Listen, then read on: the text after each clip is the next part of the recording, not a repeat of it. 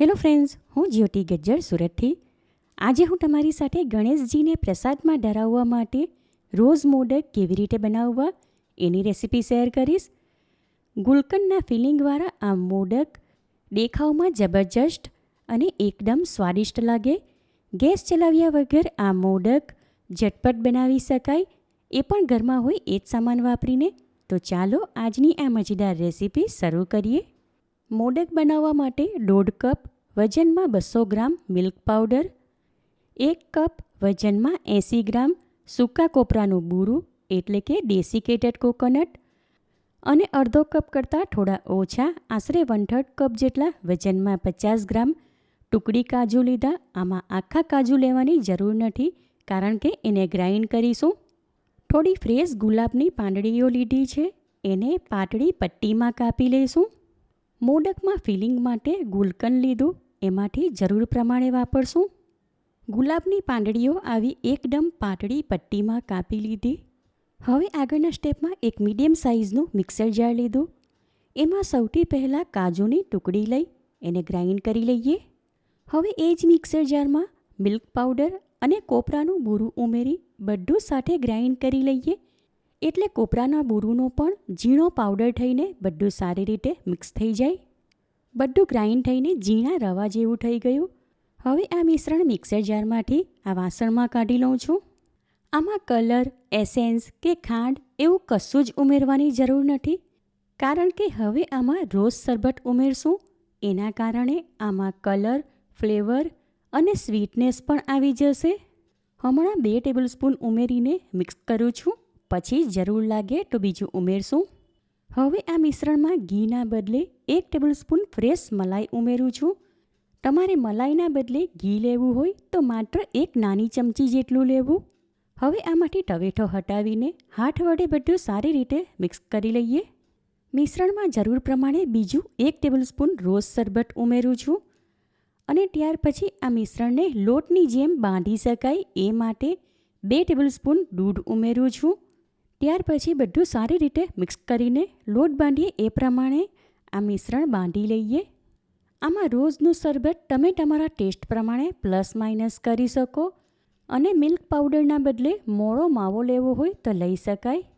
બધું મિક્સ કરી લીધું એટલે મિશ્રણનો આવો લોટ બંધાઈ ગયો. મિશ્રણના બોલ્સ બનાવી શકાય છે અને હાથમાં ચીપકતું પણ નથી. હવે આ ટાઈમ પર તમને જરા પણ એવું લાગે કે આ મિશ્રણ થોડું સખત છે તો બીજું 1 થી અડધા સ્પૂન જેટલું દૂધ ઉમેરી શકાય. હવે આગળના સ્ટેપમાં મોદક માટે ફિલિંગ બનાવી લઈએ. એના માટે એક વાડકીમાં 2 ટેબલસ્પૂન ભરીને ઝીણા ક્રશ કરેલા કાજુ લઉં છું. એમાં 2 ટેબલસ્પૂન જેટલો ગુલકંદ અને મોદક બનાવવા માટે રોઝ શરબતવાળું જે મિશ્રણ તૈયાર કર્યું એમાંથી 2 ટેબલસ્પૂન જેટલું આમાં ઉમેરી બધું સારી રીતે મિક્સ કરી લઈએ. ગુલકંદ ખૂબ જ ગળ્યું હોય છે માટે એના ટેસ્ટને બેલેન્સ કરવા આમાં 1 ટેબલસ્પૂન ભરીને કોપરાનું બૂરું ઉમેરું છું. હવે આ ફિલિંગમાંથી આવી નાની નાની ગોળીઓ બનાવી લઈએ એટલે પછીથી મોદક બનાવવાનું કામ એકદમ સરળ થઈ જાય. બધા ફિલિંગમાંથી આવી એક સરખી ગોળીઓ બનાવી લીધી. હવે મોદક બનાવવા માટે મેં અહીં નાની સાઇઝનો મોલ્ડ લીધો. એના બંને ખાનામાં ઘીવાળી આંગળી ફેરવી લઉં છું. ત્યાર પછી એમાં ગુલાબની પાંદડીઓ કાપી હતી એ મૂકીને એની ઉપર બહારના લેયર માટેનું મિશ્રણ મૂકીને બંને ખાનામાં દબાવીને ભરી દઈએ. બંને ખાનામાં વચ્ચેના ભાગમાં આ રીતે ખાડો રાખીશું એટલે ત્યાં ફિલિંગની ગોળી મૂકી શકાય. હવે બંને ખાનાને આ રીતે સાથે જોડી દઈએ એટલે ફિલિંગ કવર થઈને મોદક બની જશે. નીચેના ભાગમાં ફિલિંગ સારી રીતે કવર કરીને વધારાનું મિશ્રણ કાઢી લઈશું. આ રીતે બાકીના મિશ્રણમાંથી પણ ગુલકંદના સ્ટફિંગવાળા રોઝ મોદક બનાવી લઈએ.